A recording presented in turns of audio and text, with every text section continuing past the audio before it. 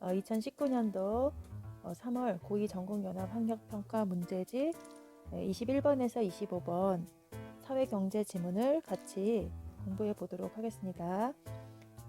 역시 여러분 스스로 먼저 문제를 풀어보는 과정이 필요합니다.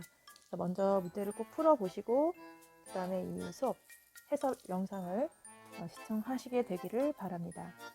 같이 지문을 읽어보고 문제를 보도록 할게요. 사회경제 지문 딱 보자마자 그래프도 나오고, 이 그래프를 또 우리가 이렇게 경제를 배워서 본격적으로 배워서 딱 이해할 수 있는 게 아니기 때문에 좀 어렵게 느껴질 수도 있습니다. 하지만 이건 경제 문제가 아니에요.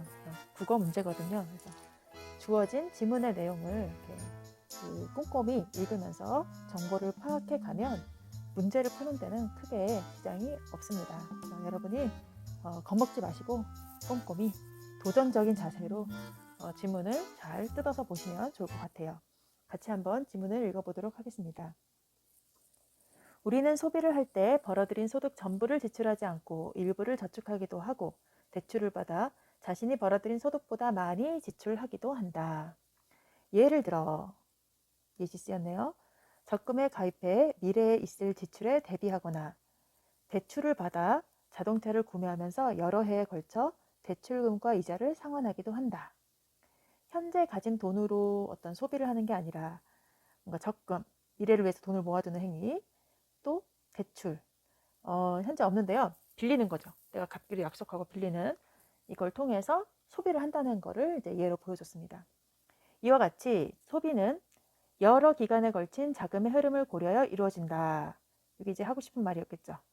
우리가 실제로 하는 소비는 뭐 주머니에 있는 돈의 양만큼만 쓴다가 아니라는 거예요. 이제 여러분도 이제 생각해 보시면 우리 고가의 핸드폰들 현금을 바로 딱 일시불로 지급하고 그 즉시 사는 경우도 물론 없진 않죠. 있을 수도 있죠. 하지만 대부분 할부로 이렇게 사잖아요. 할부가 뭡니까? 결국 대출받아 사는 거랑 같은 개념이거든요. 그리고 그것이 왜냐하면 매달 또 고정적으로 들어오는 비용에서 이 정도 지출이 나아가는 것이 예상이 되고 좀 더 그것이 유리하다라고 판단이 됐을 때 그렇게 우리가 소비를 하는 거죠. 그래서 단지 그때의 어떤 현재 가지고 있는 돈만으로 소비하는 게 아니라 여러 기간에 걸친 자금의 흐름, 돈이 들어오고 나가고 하는 그 흐름을 고려해서 이루어진다는 뜻입니다. 따라서 저축과 대출 등의 금융행위와 앞에서 나왔던 저축이나 대출과 같은 그런 금융행위와 그것의 수익과 비용을 결정하는 이자율은 소비 계획을 결정에 있어 중요한 요소이다. 여기까지가 1문단이네요. 첫 번째 문단의 내용을 그럼 정리해 볼까요? 마지막 문장이겠죠. 따라서 다음에 나오는 이 마지막 문장이겠죠. 우리가 뭘 한다고요? 소비를 계획한다는 거죠. 우리의 소비 계획 결정. 언제 뭘 어떻게 쓸 거야 라는 그런 계획과 그 결정에 있어서 무엇이 중요하게 작용을 한다? 바로 금융행위.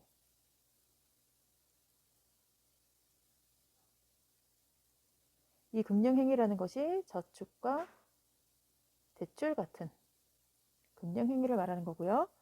그 다음 고려해야 될 게 뭐다? 이자율이다 라는 거죠.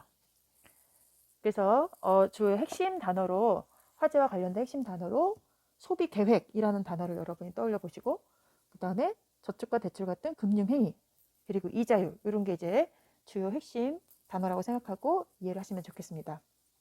다음 문단 가도록 할게요. 이자율이 소비에 미치는 영향을 분석하기 위해 다음과 같은 이 기간 소비 모형을 가정하자. 자, 두 번째 문단 시작부터 보면요. 바로 이게 화제입니다. 이자율이 소비에 미치는 영향을 분석하는 것. 그러니까 보통은 첫 번째 문단에서 화제가 나오는데 이 글은 이제 두 번째 문단에서 화제가 나온 거고요. 첫 번째 문단은 그 화제가 나오기까지 이게 왜 중요한가 하는 거를 설명해주는 어떤 전제하는 내용에 해당이 되는 것 같아요. 계속 볼게요. 가정을 하자고 합니다. 이 기간 소비 모형. 아까 우리가 그 여러 기간에 걸쳐서 자금의 흐름을 고려한다. 그래서 보통 뭐 1년 단위로 생각할 때도 있고 또는 10년을 단위로 생각할 때도 있고 내 집 마련 이런 거는 사실은 뭐 1년 안에 또 안 되잖아요. 몇 년에 걸쳐서 해야 되는 거거든요. 그런데 그 막 몇 년씩 되는 것까지 생각하기는 어렵고 조금 이 어떤 이자율이 소비에 미치는 영향을 이게 조금 우리가 그 명확하게 그리고 또 단순하게 접근하기 위해서 두 기간만 일단 생각해 보자라는 거예요. 두 기간 동안의 소비 모형을 가정하자. 가정입니다. 가정. 이 사회경제 지문에서 이런 가정들이 많이 나옵니다. 가상의 소비자 K는 1기와 2기의 두 기간만 생존하며 1기와 2기의 각각 소득 M1과 M2를 얻는다. 이때 1기 소비 지출액과 2기 소비 지출액의 합은 K가 전 기간에 걸쳐 벌어들일 총소득을 넘어설 수 없다. 또한 소비 지출액이 증가할수록 효용은 증가하며 효용, 여기서 효용, 이거 별표 나와 있잖아요. 이런 거 좀 확인하고 넘어가셔야 됩니다. 마지막 부분, 지문 마지막 부분에 보면 소비자가 소비 행위를 통해 얻는 만족을 수치로 나타낸 것. 자, 이런 게 좀 어렵죠. 이 경제학에서는 이런 거 모든 걸 다 수치로 치환해서 이것도 이제 가정인 거예요. 가정. 그래서 계산을 합니다. 계산을 하는 거예요. 그러니까 소비 행위를 하면 할수록 만족감이 생기잖아요. 내가 뭘 얻고 싶은 걸 얻었으니까 그 만족감을 이제 뭐 1이라고 하자, 2라고 하자, 3이라고 하자 이런 식으로 수치로 계산을 한다는 거예요. 자, 즉 뭐예요? 소비를 하면 할수록 효용은 증가해요. 물론 우리가 어떤 거는 잘못 써서 후회도 할 수 있지만 여기는 그런 걸 생각하지 않는 거예요. 일단 소비 지출액이 증가하면 무조건 만족감은 증가한다. 만족하는 수치는 증가한다. 이렇게 보고 있는 거예요. K는 한 시기의 소비 지출액만 지나치게 많은 것보다 각 시기 소비 지출액이 균등한 것을 선호한다. 이것도요. 나는 안 그런데 그러지 마시고요. 가정입니다. 가정. K라는 사람은 그렇다. 그 어느 한 시기에 막 그 다 쓰고 1기에 다 쓰고 2기는 쫄쫄 굶자 이런 거 원하지 않는다는 거예요. 또는 2기에 풍족하게 쓰기 위해서 1기 쫄쫄 굶자 이런 거 원하지 않는다는 거예요. 각 시기의 소비 지출액이 균등한 것. 어느 정도 일정하게 균등한 것을 어느 한 곳에 막 그 몰빵하는 것보다 더 좋아한다. 이런 뜻입니다, 지금. 그래서 여기까지가 이제 두 번째 문단인데요. 두 번째 문단의 내용을 이제 정리를 좀 해볼까요? 자, 두 번째 문단의 내용은 결국 화제 제시죠. 화제. 이자율이 소비에 미치는 영향을 분석하겠다. 근데 그 분석 내용이 잘 나온 게 아니라 그 분석하기 위한 어떤 가정, 그 분석을 위한 가정을 제시해주고 있습니다. 두 번째 문단에서. 다음 세 번째 문단 더 보도록 하겠습니다. 문단 그림 1은 이자율이 R일 때 K의 최적 소비 계획을 나타낸 것이다. 이제 그림 설명으로 들어가는데요. 그림 1의 예산서는 소비 계획이 결국 뭐예요? 예산 세우는 거잖아요. 그래서 예산 세움이 곧 소비 계획이다라는 거를 생각하고 보시면 더 좋을 것 같습니다. K가 총 소득을 전부 지출할 때 소비할 수 있는 소비 계획들을 연결한 선으로 초기 부존점 어려운 말 나올 때 좀 밑줄 그어놔야겠죠? 초기 부존점 M1, M2를 지나는 우하향 직선으로 나타난다. M1, M2가 바로 전 문단에서 설명이 좀 됐었나요? 네, 1기와 2기에 각각 소득 M1과 M2를 얻는다 그랬잖아요. 그러니까 1기에 얻는 소득이 M1이고 2기에 얻는 소득이 M2인 거죠. 네, 그래서 초기 보존점은 뭐냐? 또 마지막 그 지문 끝에 보시면 별표로 여기 나와 있죠. 저축이나 대출 등 금융 행위가 불가능할 때의 소비 계획이다. 이렇게 나오네요. 자, 그렇게 확인하고 일단 넘어갈게요. 이것을 지나는 우하향 직선으로 나타난다. 우하향 직선으로 나타난다. 무엇이? 이 예산선이. 다시 좀 확인하고 넘어갈까요? 눈에 보이게 이제 색깔로 다시 표시할게요. 예산선 이거 화살표 되어 있는데요. 요거 초기 부전점 M1, M2 요 지점을 지나가는 우하향 곡선으로 나타난다 라고 했습니다. 다음 계속 읽어볼게요. 이때 예산선의 기울기는 이제 이 기울기는 이자율에 의해서 결정된다. 예를 들어 K가 1기에 R의 이자율로 100만 원을 빌린다면 1기에 소비할 수 있는 금액은 100만 원만큼 늘어나지만 100만 원 빌렸으니까 빌린 거 다 소비한다고 생각하는 거예요. 여기서 이 가정이에요. 가정. 빌리고 안 쓸래요. 이게 아니라 빌렸으면 다 소비한다. 소비를 위해 빌린다. 이런 개념인 거예요. 반대로 2기에 소비할 수 있는 금액은 1 플러스 R 곱하기 100만 원만큼 줄어든다. 그렇겠죠? 빌리지 않고 쓰면 뭐 그만큼 2기에 다 쓰는 거. 왜냐면 2시기에 다 쓴다고 아까 가정을 했거든요. 이것도 남기지 않고 다 쓴다. 이런 가정인 거예요. 자, 그 다음에 따라서 결론. 이자율이 R인 경우 예산선은 기울기가 마이너스 1 플러스 R인 초기 부전점을 지나는 직선이 된다. 그래서 이렇게 생겼다. 주황색으로 표시한 이게 이제 이 사람의 소비 계획 직선이 되는 거죠. 기울기랑 이제 초기 부전점을 가지고 이 직선이 이제 그려지는데, 이때 초기 부전점 왼쪽의 예산선은 저축할 때, 오른쪽의 예산선은 돈을 빌릴 때 선택 가능한 소비 계획들을 의미한다. 자, 그래서 여기까지가 지금 세 번째 문단이고요. 세 번째 문단 정리하고 또 넘어가도록 할게요. 그림 쪽에 있어가지고 이쪽 떼서 세 번째 문단. 여기서 가장 핵심적인 거는 예산선의 기울기는 결국 이자율에 따라서 결정된다라는 거죠. 이 예산선, 이게 소비 계획이에요. 소비 계획. 결국 예산선의 기울기는 이자율에 따라서 결정된다라는 거죠.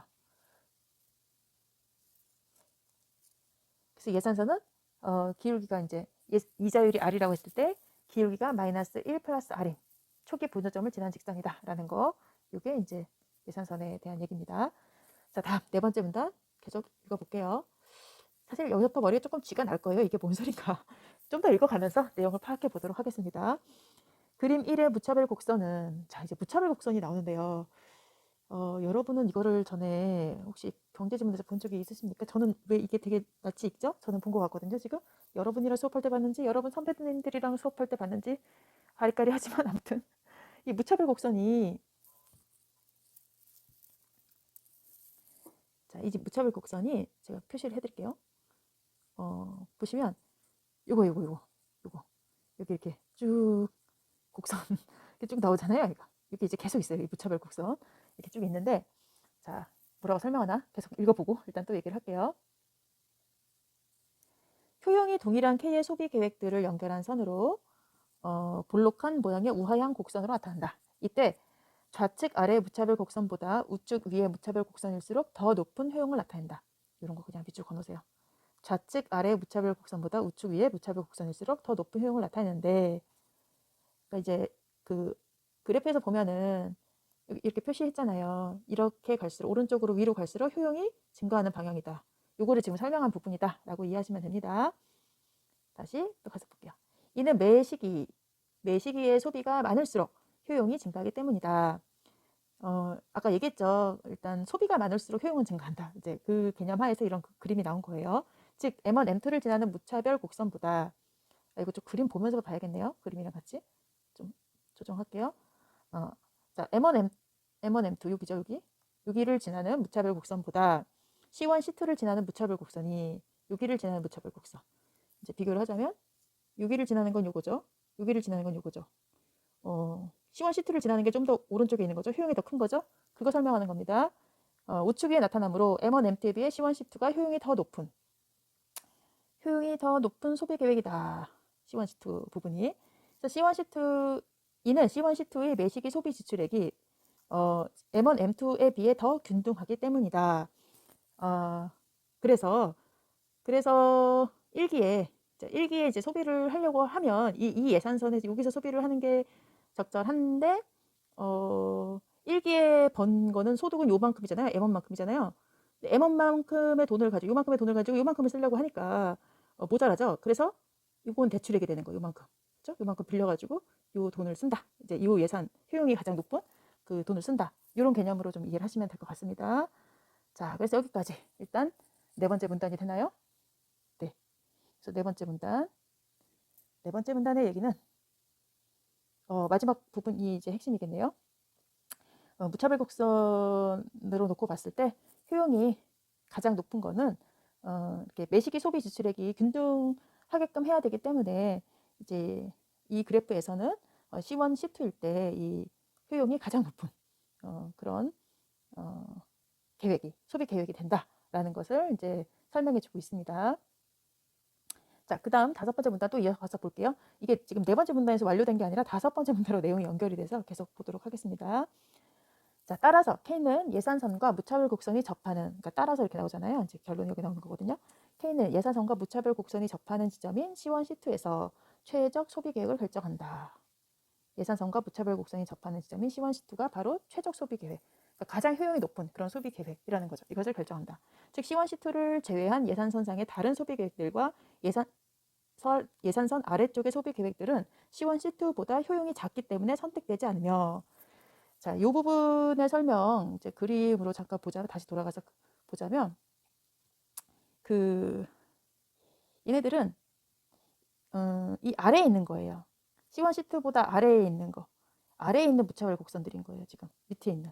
어쨌든 예산선을 지나가는 곡선들. 예산선을 지나가긴 하는데 효용이 밑에 있는 거잖아요. 아래에 있잖아요. 그래서 아래에 있으니까 제일 높은 거를 선택하고자 하니까 선택되지 않는다. 얘들은 그런 뜻이고요. 그 다음에 예산선 위쪽의 소비 계획들. 예산선 위쪽의 소비 계획들. 알록달록하네요. 지금 보면. 예산선보다 위쪽이면 이 위로 올라가 점으로 표시된 거예요. 점으로 표시된 이 무차별 곡선들. 요거랑 요거죠. 점으로 표시된 무차별 곡선들. 요거는요. 얘네들은 K의 총소득 범위를 넘어가요. 그러니까 예산선보다 바깥에 있는 거잖아요. 지금 위에 있으니까 소득 범위를 넘어가는 게 되는 거죠. 만족은 하겠으나 이제 감당할 수 없는 소비인 거죠. 지금. 그래서 효용은 높지만 선택될 수 없다. 이 말이 이해가 되십니까? 이해하셔야 되는데. 자, 그러므로 결국 K는 C1M1을 대출하여 C1-M1의 이만큼의 돈. 다시 그림에 가서 이만큼의 이 대출에 이거죠. M1에서 C1까지의 아이고 죄송합니다. 를 대출하여 C1, C2의 소비 계획을 선택한다. C1, C2의 소비 계획을 선택한다. 아이고. 이렇게 해서 5번째 문단의 내용을 다시 정리를 하겠습니다. 짧은 이제 문단이었고 사실 4번째랑 의미상 연결이 이제 되는 건데요. 아까 4번째 문단에서 그 무차별 곡선을 가지고 높은 효용의 개념을 이제 설명을 하면서 효용이 더 높은 소비 계획을 이제 선택하게 된다는 얘기를 했고요. 그래서 여기서는 이제 최적 소비 계획이 결정되는 지점이 결국 뭐냐라는 얘기인 거죠. 최적 소비 계획이 결정되는 지점. 그 지점은 이제 무차별 곡선과 예산선이 접하는 지점이 된다라는 것을 이제 설명해 주고 있습니다. 사실은 4번째에서 이어서 이 결론이 온 거예요. 5번째 문단에 그런 결론이 온 겁니다. 다음 6번째 문단 계속 보도록 하겠습니다. 이제 이자율 변화가 K의 소비 계획에 미치는 영향을 알아보기 위해 이자율이 상승한 경우를 가정해 보자. 이제 화제가 좀 달라졌죠? 아까는 2번째 문단에서 이자율이 소비에 미치는 영향을 분석하기 위해 뭐 이렇게 나왔는데 이번에는 이자율의 변화가 이자율이 아니라 이자율의 변화가 K의 소비 계획에 미치는 영향을 알아보기 위해 이자율이 상승한 경우를 가정해 보자. 라고 해서 새로운 화제가 이제 등장을 한 겁니다. 여기 6번째 문단이 되고요. 그래서 먼저 그냥 정리를 좀 하자면 6번째 문단은 이자율 변화가 소비 계획에 미치는 영향 분석 이고요. 가정을 했는데 그 가정의 내용은 뭐냐? 이자율이 상승한 경우다. 이자율 상승한 경우를 가정했습니다. 계속 보겠습니다. 이자율의 기울기는 마이너스 1 플러스 R이므로 이거 앞에서 얘기한 거죠. 이자율이 상승하면 예산선의 기울기가 가파르게 변화한다. 따라서 이자율 상승 시 예산선은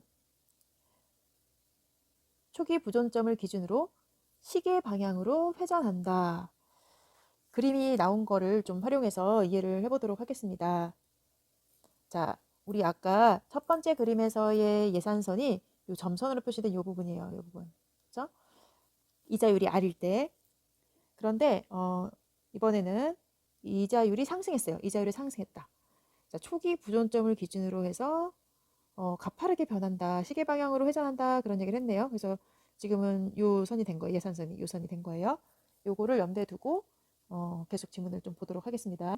무차별 곡선과 예산선이 접하는 지점이 어떻게 변화했나 이제 보면은 그 첫 번째 그림 같은 경우는 무차별 곡선과 예산선이 접하는 지점이 여기였죠, 여기. 그런데 지금 두 번째 그림에서는 여기로 변하죠, 여기로. 그죠? 변해요. 변한다는 얘기는 이제 최적 소비 계획이 이제 변한다라는 것을 보여주는 거죠. 그러니까 이제 이게 시계 방향으로 이렇게 돈다는 얘긴데 왜 그럴까를 이제 뒤에 설명을 하는 거다라고 보면 될 것 같습니다. 그래서 여기까지가 지금 7번째 문단이죠. 이 그림 설명하는 부분 7번째 문단을 정리해 보면 이자율 상승에 따라서 최적 소비 계획의 변화가 있다. 에 따른 최적 소비 계획 변화를 설명했는데 그 방향은 1기 소비 지출액과 대출액을 줄이는 방향이다. 1기 소비 지출액과 대출액을 줄이는 방향이다.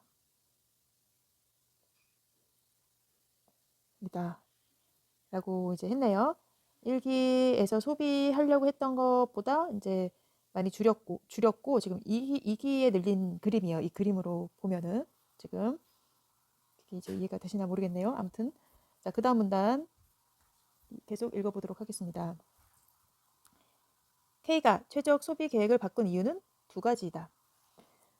이제 왜 이렇게 했는지에 대한 그 설명을 계속 한다고 그랬죠. 그래서 최적 소비 계획을 바꾼 이유는 두 가지다. 첫 번째 이유는 이자율이 상승함에 따라 2기 소비에 대한 1기 소비의 상대적 가치가 하락했기 때문이다. 이제 상대적 가치가 하락했다라는 얘기가 나오네요. 따라서 K는 2기 소비를 늘리고 상대적으로 가치가 하락한 1기 소비를 줄인다. 뭐 그렇게 해야 되겠죠? 따라서 K는 1기 소비를 늘리고 상대적으로 가치가 하락한 1기 소비를 줄인다. 이렇게 1기와 2기 소비의 상대적 가치 변화, 상대 가치 변화로 인해 최적 소비 계획이 변하는 효과를 대체 효과라고 한다. 라고 해서 8번째 문단은 이 대체 효과에 대해서 설명을 합니다. K가 최적 소비 계획을 바꾸는 이유 중에 첫 번째 대체 효과로 인한 거다. 자, 두 번째 이유는 이자율 상승으로 인해 상환해야 할 대출 이자가 늘어. 이제 빌렸었다면 만약에 1기에 빌렸었다면 2기에 그 상환을 해야 되는데 그 대출 이자가 늘어 K의 총소득이 감소하는 효과가 나타난다. 따라서 총소득 감소에 따라 K는 1기 소비 지출액과 2기 소비 지출액을 모두 줄이는 방향으로 최종 소비 계획을 변경한다. 전체 소득이 줄었으니까 1기든 2기든 다 이제 줄이는 방향이 돼야 되겠죠. 이렇게 총소득 변화에 따라 최적 소비 계획이 변하는 효과를 소득 효과라 한다. 그래서 9번째 문단은 이제 소득 효과를 설명했네요. 이 두 개 개념 분명히 물어볼 테니까 머릿속에 조금 숙제하고 지나가면 좋겠죠. 1기와 2기의 어떤 소비의 상대적 가치 변화 때문에 일어나는 소비 계획의 변화는 대체 효과이고 이제 대체한다 이거죠. 뭐 이자율이 상승하면 네, 상대적 가치가 1기의 상대적 가치가 하락하기 때문에 1기는 줄이고 2기는 늘린다 이거고 반대면 반대가 되겠죠. 그 다음에 이제 소득 효과 같은 경우는 총소득의 변화예요. 총소득. 1기, 2기를 비교하는 게 아니라 전체 소득의 변화 때문에 소비 계획이 변하는 거다. 네, 그렇게 정리 한번 해보고 다시 계속 다음 문단 이어가도록 하겠습니다. 따라서 이자율이 상승한 경우 대체 효과와 소득 효과로 인해 K는 1기 소비 지출액을 줄인다. 2기 소비 지출액은 대체 효과와 소득 효과가 상충되므로 이자율이 상승했을 때 결국은 대체 효과에 의해서도 1기 소비가 줄어야 되고 소득 효과에 의해서도 1기 소비는 줄어야 돼요. 근데 이제 2기가 문제인데 2기 소비 지출액은 대체 효과와 소득 효과가 상충된다. 그러니까 대체 효과에 의하면 2기를 늘려야 되는데 소득 효과에 의하면 총소득이 준다라고 했으니까 2기도 줄여야 되거든요. 그래서 이럴 경우에 이제 충돌을 하는 거죠. 그래서 각 효과의 상대적 차이에 의해서 그러니까 소득 효과로 인해서 그 줄어드는 거랑 이제 대체 효과로 인해서 늘어나는 거랑 비교를 해봤을 때 그 차이가 어느 정도냐에 따라서 결정이 된다는 거겠죠. 그런데 이제 그림 2는 대체 효과가 소득 효과보다 커서 2기 소비 지출액이 증가한 경우를 가정한 것이다. 그래 보입니까? 그림에서? 네. 지금 1기는 줄고 2기의 소비가 이렇게 는 거거든요. 지금 보면은 1기의 소비와 2기의 소비를 봤을 때 이게 그렇죠? 그래서 아마 이 차이가 이제 대체 효과가 소득 효과보다 크기 때문에 저렇게 된 그림이다. 이런 식으로 이제 설명을 해주는 겁니다. 그래서 여기가 이제 따라서부터 여기까지가 이제 10번째 문단으로 볼까요? 여기가 들여쓰기가 좀 제대로 안 돼가지고 제가 상당히 좀 헷갈리는데 예, 이거는 편집의 문제인 것 같고요.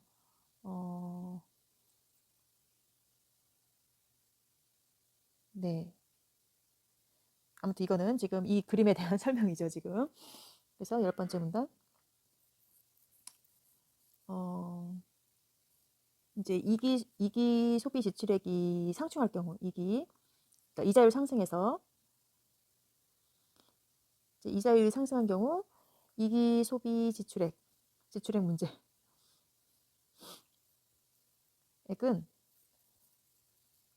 각 효과의 대체 효과와 소득 효과의 각 효과의 상대적 차이에 의해서 이제 결정된다라는 게 핵심 내용인 거죠. 설명 내용인 거죠. 자, 마지막. 여기도 문단을 나눠야 되겠네요. 지금 보니까 11번째 문단. 이처럼 이 기간 소비 모형을 통해 이자율이 소비에 미치는 영향을 이해할 수 있다. 우리가 좀 길게 읽었는데요. 좀 여러분도 이해가 되셨습니까? 자, 이는 소비자가 이는이 가리키는 거 여태까지 우리가 이렇게 설명한 거 있잖아요. 이렇게 설명한 거는 소비자가 소비를 결정하는 데 있어. 현재 소득만이 아니라 제가 계속 얘기했죠. 주머니 안에 있는 돈 그것만 생각하는 게 아니라 미래에 자신이 벌 것으로 예상하는 소득과 두 시기를 연결하는 매개 변수인 이자율을 고려한다는 것을 시사한다. 자, 여기서 다시 한 번만 강조해 볼게요. 자, 현재의 소득과 더불어 뭘 본다고요? 미래의 소득. 그죠? 자신이 벌 것으로 예상되는 거니까 미래의 소득. 그리고 또 이자율. 요거 세 개는 고려한다라는 얘기인 거죠, 지금. 자, 그래서 마지막 문단에서의 핵심 내용은 이거예요. 지금 보면은 소비자의 소비 계획에서 영향을 미치는 게 뭐다? 현재 소득. 그리고 뭐야? 미래 소득. 그리고 이자율. 이게 소비 계획에 영향을 미친다. 그리고 우리는 이런 걸 고려해서 소비를 계획하게 된다라는 거를 설명해 주고 있는 글이었습니다. 읽느라 고생했는데 자 이제 바로 문제로 들어가도록 하겠습니다. 21번 윗글의 내용과 일치하지 않는 것은 자, 사실적 정보를 확인하는 문제이네요. 내용 일치 문제는 사실 좀 품을 팔면 금방 풀 수 있습니다. 그런데 여러분이 지문을 읽을 때 좀 꼼꼼히 읽었고 좀 기억을 하신다면 빨리빨리 좀 이해하고 넘어갈 수도 있죠. 1번 소비자는 여러 기간에 걸친 자신의 자금 흐름을 고려하여 소비 계획을 결정한다. 어디서 본 것 같습니까? 좀 기억을 더듬어 보시면 자 올라가서요. 첫 번째 문단에서 이와 같이 소비는 여러 기간에 걸친 자금의 흐름을 고려하여 이루어진다. 뭐 이런 얘기 나와 있었죠. 그리고 결론에 가서도 현재 소득, 미래 소득, 이자율을 고려한다. 뭐 이런 얘기 나오잖아요. 자금의 흐름을 고려하여 소비 계획을 결정한다. 이거 맞는 얘기죠. 자, 2번. 이 기간 소비 모형에 따르면 예산서는 총 소득을 전부 지출할 때 소비할 수 있는 소비 계획들을 의미한다. 예산선에 대해서 설명한 부분을 들어가 보시면 되는데요. 세 번째 문단에서 있었습니다. 세 번째 문단에서 보시면 그림 1 얘기할 때 예산선은 K가 총소득을 전부 지출할 때 소비할 수 있는 소비 계획들을 연결한 선이다. 이렇게 나왔잖아요. 자, 뭐 그대로 설명한 거죠. 지금 3문단에 나온 내용이랑 똑같습니다. 자, 세 번째. 이 기간 소비 모형에 따르면 예산선과 무차별 곡선이 접하는 지점에서 최적 소비 계획이 결정된다. 이거는 어디서 나왔을까? 무차별 곡선 나왔던데 한번 따라가 보시면 네, 5번째 문단인가요? 여기 있었죠. K는 예산선과 무차별 곡선이 접하는 지점인 C1, C2에서 최적 소비 계획을 결정한다 하면서 그 앞뒤로 이제 설명한 부분이 있었죠. 네, 이것도 맞네요. 그 다음에 네 번째, 이 기간 소비 모형에 따르면 이자율이 하락하면 초기 보존점을 기준으로 예산선이 시계 방향으로 회전한다. 여기 이자율이 상승할 경우로 얘기했어요. 마지막에 아니라 6번째 문단에 보면 자, 상승한 경우 가정하면서 이자율의 기울기가 마이너스 1 플러스 R이므로 이자율이 상승하면 예산선의 기울기가 가파르게 변화한다. 그러면서 이자율 상승 시 예산선은 초기 부존점을 기준으로 시계 방향으로 회전한다 라고 설명했잖아요. 근데 지금 선지에서는 이자율이 하락하면으로 나왔네요. 그럼 초기 부존점을 기준으로 예산선이 시계 방향으로 회전한다. 이거 틀린 거죠, 이게? 하락이 아니라 상승인 거죠, 상승. 아, 틀린 거 나왔네요. 자, 답은 4번이 되겠고. 5번도 확인해 보겠습니다. 소비자는 현재 소비를 결정할 때 이자율, 현재 소득, 미래 예상 소득을 모두 고려한다. 자, 이거 마지막 문단에 있었죠? 우리 마지막에 읽은 부분. 예, 소비를 결정하는 데 있어서 소비자는 어떻게 해요? 현재 소득만이 아니라 미래에 자신이 벌 것으로 예상되는 소득, 미래 소득이죠. 그리고 매개 변수인 이자율 고려한다. 그대로 나온 거죠? 이것도 맞네요. 자, 이렇게 일치 여부 문제는 사실 지문을 꼼꼼히 보시면 틀릴 일이 없습니다. 다만 시간이 좀 많이 걸리죠. 그래서 지문을 읽을 때좀 우리가 좀 배경 지식이 있거나 이런 문제를 좀 많이 풀어보면 어느 정도 감이 좀 빨리빨리 인지가 되거든요. 그런 게 아마 이제 좀 국어 영역에서 실력 차이가 되지 않을까 싶어요. 제 생각엔. 결론은 많은 문제를 풀어보시라는 뜻입니다. 예! 2번 문제 보겠습니다.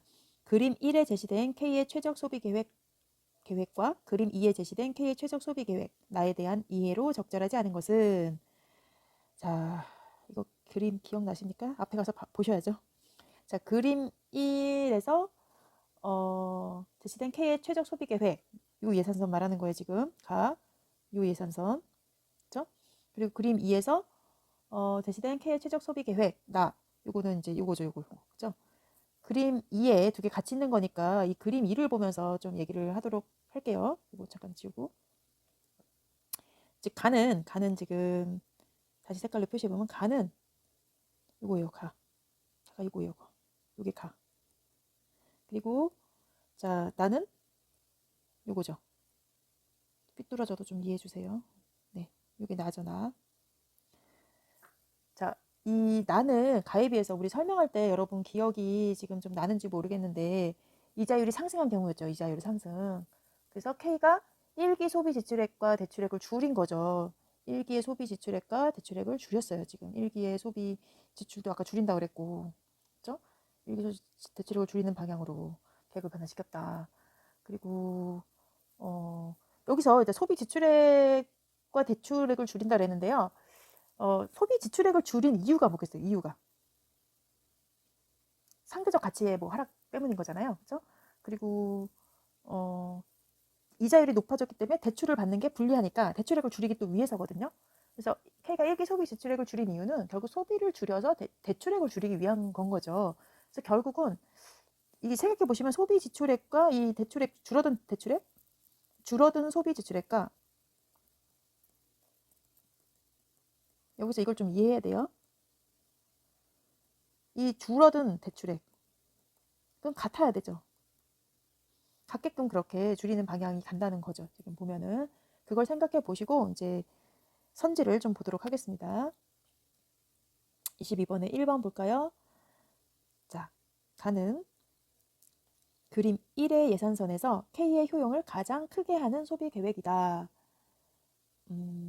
그쵸? 가는 이자율 상승 전에 그런 K의 최적 소비 계획인데 최적 소비 계획이라고 얘기했으니까 최적 소비 계획이라는 말이 어쨌든 주어진 예산선에서 K의 효용이 극대화되는 그런 소비 계획이라는 의미이기 때문에 이게 효용을 가장 크게 하는 소비 계획이라는 말이 최적 소비 계획이라는 말과 같은 거다라는 거를 알면 이게 같은 말이라는 거 이해하시겠죠? 이게 같은 말이죠. 그리고 맞습니다.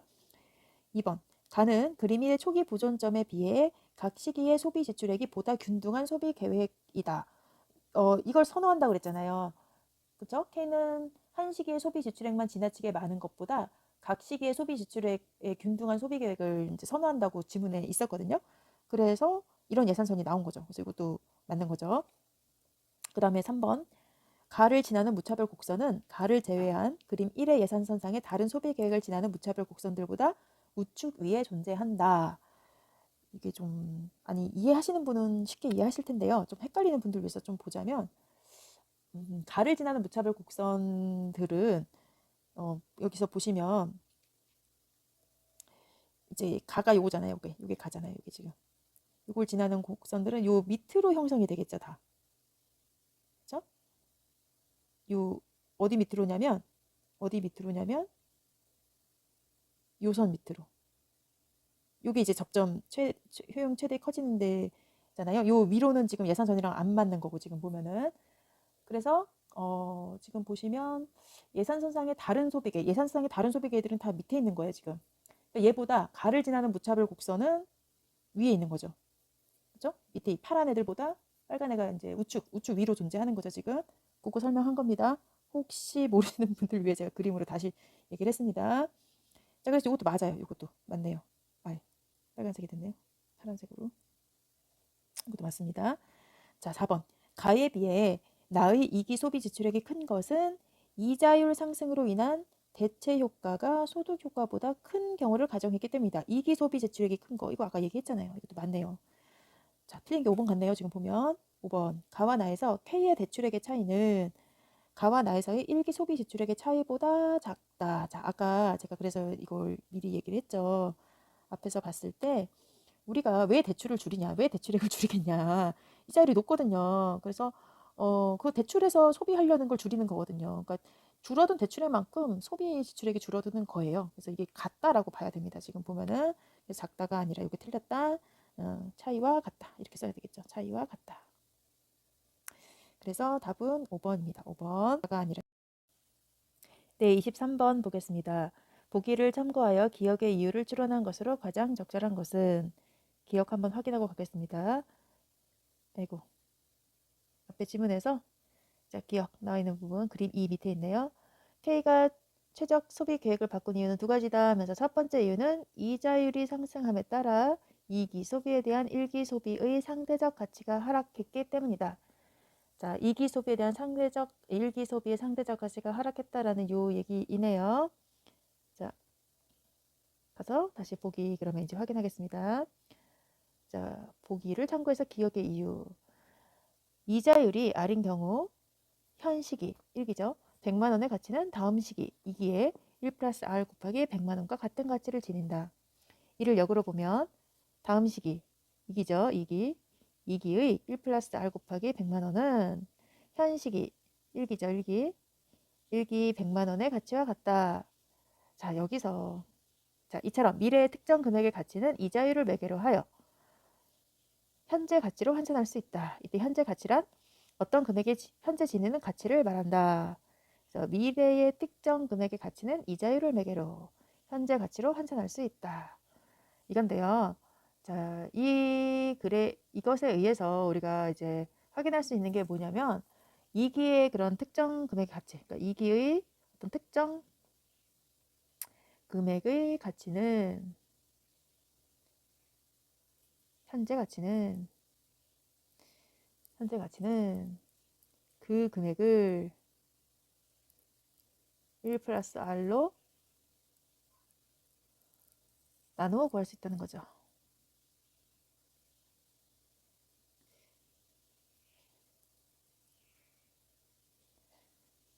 이기에 1 플러스 R 곱하기 100만 원이 1기에 100만 원이랑 같다. 그랬으니까 그죠? 2기의 어떤 특정 금액을 금액의 현재 가치는 이걸로 나누는 거예요. 1 플러스 R로 나누면 이제 현재 가치가 나오는 거죠. 지금 그거를 보시면 됩니다.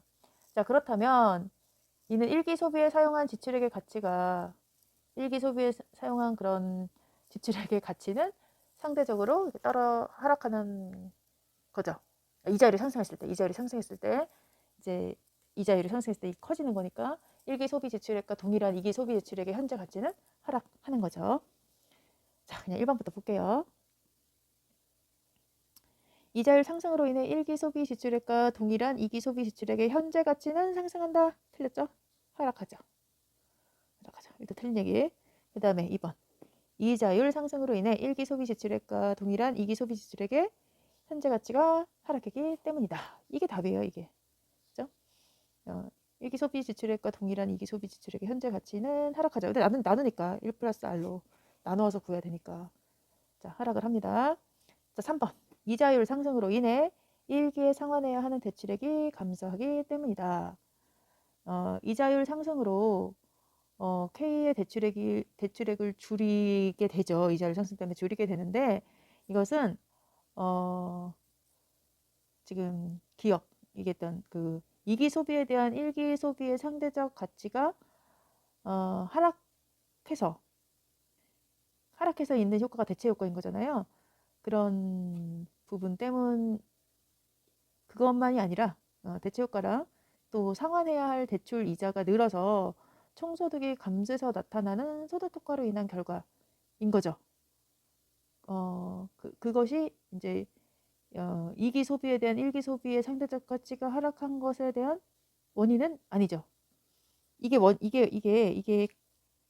결과인 거지. 이게 원인이 되는 건 아니거든요. 때문이다라고 한 게 이제 틀리는 거죠.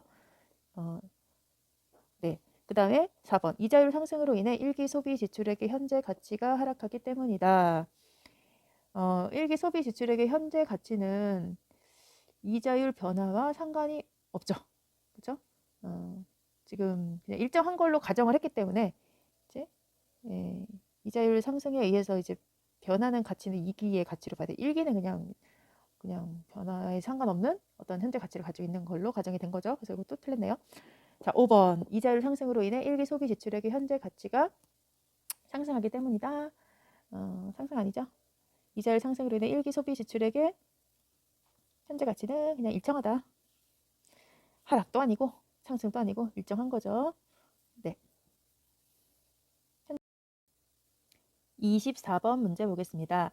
보기에 제시된 상황에 대한 설명으로 가장 적절한 것은 3점짜리 문제로 나왔네요. 적용 문제고 조금 생각을 하라고 낸 문제 같네요. 보기 보겠습니다. 각국 정부는 내년부터 모든 소비자에게 보조금을 지급하는 정책을 수립하였다. 모든 소비자에게 보조금을 지급해줘요. 추가로 소득이 생기는 거죠, 지금. 정부는 이러한 정책이 소비 진작을 통한 경제 활성화에 기여할 것으로 기대하고 있다. 소비를 늘릴 거다. 그래서 경제 활성화에 기여할 거다. 도움을 줄 거다라고 이제 기대를 한다는 거죠. 돈은 언제 줘요? 내년에 줘요. 그런데 그게 현재의 소비 진작에도 도움이 될 거라고 기대를 하는 거예요, 지금. 정책 발표로 인해 각국의 모든 소비자는 내년부터 보조금을 지급받게 된다는 것을 알게 되었다. 각국 정부는 모든 소비자가 이 기간 소비 모형의 모든 가정을 충족한다. 이게 이제 우리가 지금 읽은 지문에 나오는 거잖아요. 그 지문에 의해서 이 상황을 지금 보라는 얘기입니다. 또한 정책 시행 이전과 이후 이자율은 변하지 않는다고 판단했다. 이자율은 이제 영향을 미치지 않는 거예요. 지금 보면은 영향을 미치는 건 오로지 보조금뿐입니다. 추가로 늘어난 소득인 거죠. 소득이 추가로 늘어난다라는 걸 생각해야 되는 거죠. 지금. 아까 이 기간 소비 모형의 모든 가정을 충족한다라고 했을 때 그 가정들 혹시 기억하는지 모르겠는데요. 사람들은 이제 균등한 소비를 선호한다 했던 거 그거를 떠올려 보면 좋을 것 같아요. 그래서 이기에 이제 추가로 소득이 늘어나는 건 거잖아요. 그래서 그거를 생각했을 때 2기에 들어오니까 2기에 써야지가 아닐 거라는 거죠. 1기에 이제 당겨서 쓰는 이제 얘기를 하겠죠. 그거를 여러분이 생각해 보고 이제 선지를 보겠습니다. 자, 1번. 보조금 지급 이전인 올해에는 소비가 증가하지 않을 것으로 각국 정부는 예상할 것이다. 아니죠. 여기 보면 이러한 정책이 소비 진작을 통한 경제 활성화에 기여할 거라고 예상을 했잖아요. 기대했잖아요. 소비가 올해에는 소비가 증가하지 않는다라고 기대하진 않는 거죠. 올해에도 소비가 증가할 거다. 왜? 또한 균등한 소비를 선호하기 때문에 당겨서 소비할 거라고 보는 거죠. 자, 2번. 보조금 지급은 대체 효과는 일으키지 않고 소득 효과만 일으킬 것으로 각국 정부는 예상할 것이다. 대체 효과라는 거는 이제 이자율이 상승했을 때 그 상대적 가치잖아요. 1기와 2기의 상대적 가치가 변화하는 것 때문에 이제 생기는 효과인데 지금 이건 이자율은 변화가 없는 거잖아요. 그래서 당연히 대체 효과는 없죠. 그런데 추가된 소득만 있으니까 총소득만 늘어났으니까 소득 효과는 있는 거죠. 그렇죠? 그래서 그게 맞는 거죠, 지금. 2번이 맞네요. 그렇죠? 그래서 2번이 맞고요. 아직 이 X표가 혹시 그 틀린 걸로 이해할 수 있으니까 지우겠습니다. X표는. 네. 여기 맞다는 얘기예요. 대체 효과는 일으키지 않고 소득 효과만 일으킨다. 자, 3번 볼게요. 모든 소비자가 내년에 지급받을 보조금만큼의 금액을 올해 모두 소비할 것으로. 이거 그 가정과 안 맞죠? 올해 모두 소비해버리면 안 되죠. 균등하게 소비를 하니까 이 부분 틀렸네요. 자, 이 기간 소비 모형의 모든 가정을 충족한다고 판단했으니까 이렇게 예상하지 않겠죠. 그 다음에 4번. 소비자의 저축액과 대출액에 따라 보조금 지급으로 인한 소비의 증감 여부가 결정될 것으로 각국 정부는 예상할 것이다. 어떤 소비자는 저축을 많이 했고 어떤 소비자는 대출이 많고 이런 차이가 그 소비의 증감 여부에 영향을 미칠 거다라는 거는 그렇게 보기 좀 어렵죠. 그 소비자가 저축자일 경우에는 초기 부존점의 왼쪽 예산선에서 대출자일 경우에는 오른쪽 예산선에서 최적 소비 계획을 결정하죠. 하지만 그 내년에 보조금 지급이 일어나는 거는 저축자인지 대출자인지 여부랑 상관없이 보조금 지급 이후에 예상소득이 둘 다 증가하는 거죠. 이 사람도 증가하고 이 사람도 증가하기 때문에 모두에게 총소득이 증가해서 소득 효과가 발생하는 거잖아요. 그래서 보조금 지급 이전 소비와 이후 소비가 모두 증가되는 방향으로 가겠죠. 그러니까 사실 이거는 별로 상관이 없는 거죠. 그렇죠? 그래서 소비가 모두 증가할 것으로 예상을 하겠죠. 그래서 이거는 이제 틀린 얘기고요. 그 다음에 5번째, 5번. 보조금 지급으로 인한 대체 효과와 소득 효과의 상대적 차이에 의해 내년 소비의 증감 여부가 결정될 것으로 각국 정부는 예상할 것이다. 이거는 우리 아까 봤죠? 대체 효과는 없잖아요. 지금 보면 대체 효과가 없기 때문에 이것도 잘못된 선지가 되겠습니다. 네.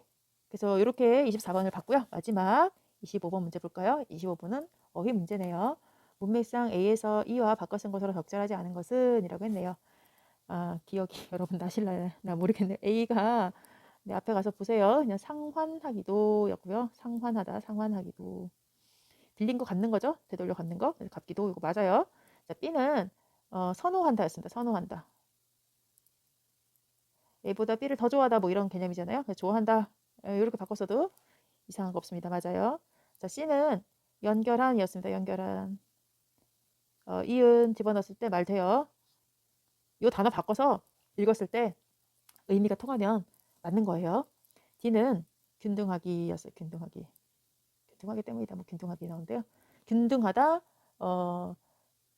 비슷하게 이제 골고루 이렇게 배분이 돼 있는 걸 표현한 거잖아요. 그래서 고르기 때문이다. 이렇게 바꿔서도 말이 돼요. 자, 답이 2번인 것 같죠? 마지막에 5번인 것 같죠? 네, 이는 제외한이었거든요. 제외한. 제외하다라는 의미는 따로 떼어내어 한데 헤아리지 아니하다 이런 의미예요. 따로 떼어내어 한데 헤아리지 아니하다.